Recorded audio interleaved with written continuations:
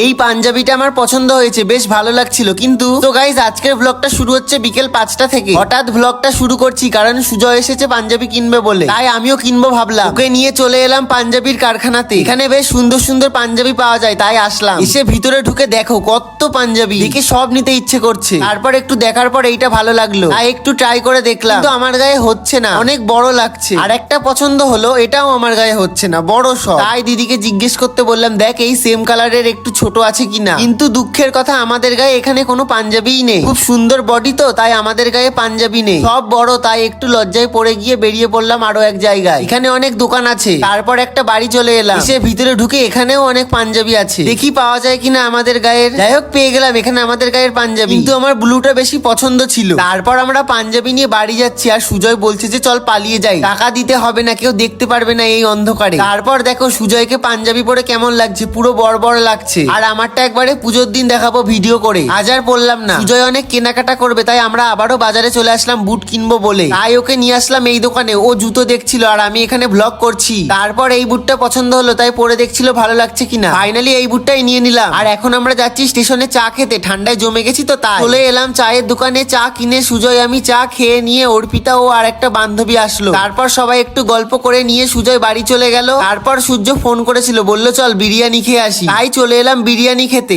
আগে বিরিয়ানি ফেভারিট ছিল, কিন্তু এত বিরিয়ানি খাওয়া হয়ে গেছে, তাই এখন আর খেতে ভালোই লাগে না বিরিয়ানি। অন্য কিছু একটা ফেভারিট করতে হবে। যাই হোক আজকের ব্লগটা বিরিয়ানি খেতে খেতেই শেষ হচ্ছে। দেখা হচ্ছে নেক্সট ব্লগে। ভিডিওটা তোমাদের কেমন লেগেছে কমেন্টে জানিও। ভিডিওটা ভালো লাগলে like comment share and subscribe করে দিও। টাটা।